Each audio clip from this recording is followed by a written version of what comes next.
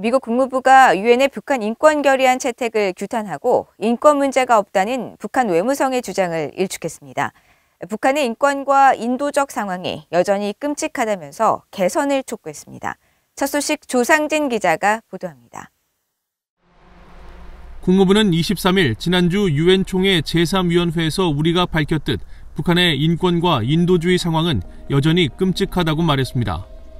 북한 외무성이 지난 21일 담화에서 제76차 유엔 총회 제3위원회가 17년 연속 채택한 북한 인권 결의안을 대조선 적대시 정책과 이중기준의 산물로 전면 배격한다고 밝힌 데 대한 VOA의 논평 요청에 이같이 답한 것입니다.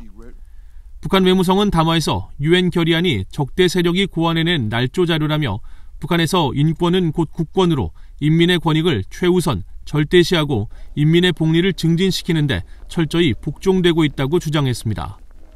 그러나 북한 인권 결의안은 표결을 요구하는 국가가 없어 합의로 계속 채택될 정도로 국제사회의 우려가 심각해 북한 당국의 주장에 설득력이 없다는 지적이 나옵니다.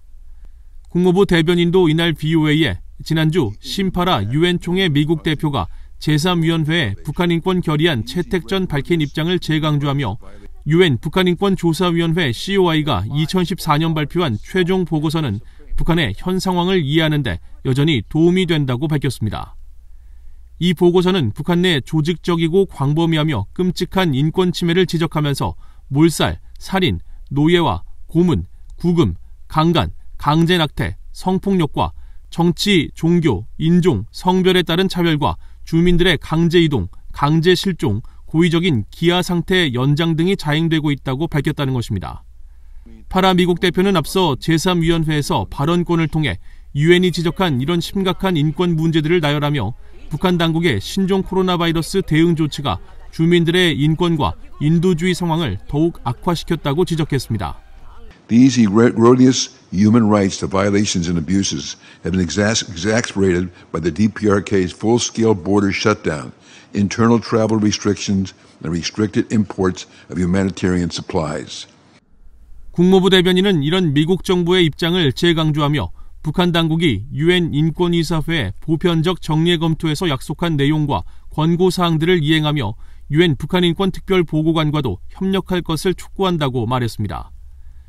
유엔 총회 제3위원회는 지난 17일 북한 내 조직적으로 만연된 인권 침해를 규탄하는 북한 인권 결의안을 합의를 통해 17년 연속 채택했습니다. 60개국이 공동 제안국으로 참여한 결의안은 북한 내 인권 범죄에 대한 국제사회의 책임 추궁을 촉구하고 신종 코로나 바이러스에 대한 인도적 위기 대응을 강조했습니다. 결의안은 다음 달 유엔 총회 본회의에서 최종 확정될 예정입니다. VOA 뉴스 조상진입니다.